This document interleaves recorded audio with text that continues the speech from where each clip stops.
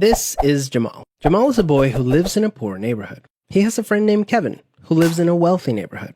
All of Jamal's neighbors are African American, and all of Kevin's neighbors are white. Because Jamal's school district is mostly funded by property taxes, his school is not very well funded. His classrooms are overcrowded, his teachers are underpaid, and he doesn't have access to high-quality tutors or extracurricular activities. Kevin's school district is also funded by property taxes, so his school is very well funded. His classrooms are never crowded, his teachers are very well paid, and he has access to high-quality tutors and lots of extracurricular activities. Kevin and Jamal live only a few streets away from each other. So how come they're growing up in such different worlds with such different opportunities for success? The answer has to do with America's history of systemic racism. To understand it better, let's look at what life was like for Kevin and Jamal's grandparents. Decades after the Civil War, many government agencies started to draw maps dividing cities into sections that were either desirable or undesirable for investment. This practice was called redlining, and it usually blocked off entire black neighborhoods from access to private and public investment. Banks and insurance companies used these maps for decades to deny black people loans and other services based purely on race. Historically speaking,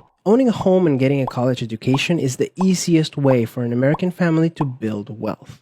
But when Jamal's grandparents wanted to buy a house, the banks refused because they lived in a neighborhood that was redlined. So Jamal's grandparents were not able to buy a home, and because colleges could prevent them from attending through legal segregation, their options for higher education were really scarce. Kevin's grandparents, on the other hand, got a low-interest loan to buy their first house and got accepted into a handful of top universities, which traditionally only accepted white students. This opened up a wealth of opportunities that they were able to pass on to their kids and grandkids. Even as late as the 1980s, an investigation into the Atlanta real estate market showed that banks were more willing to lend to low-income white families than to middle or upper-income African-American families. As a result, today, for every $100 of wealth held by a white family, black families have $5.04. A 2017 study confirms that redlining is still affecting home values in major cities like Chicago today. This explains how Kevin and Jamal inherited vastly different circumstances. Unfortunately, the story doesn't end there. A big part of systemic racism is implicit bias. These are prejudices in society that people are not aware that they have. Let's go back to Kevin and Jamal.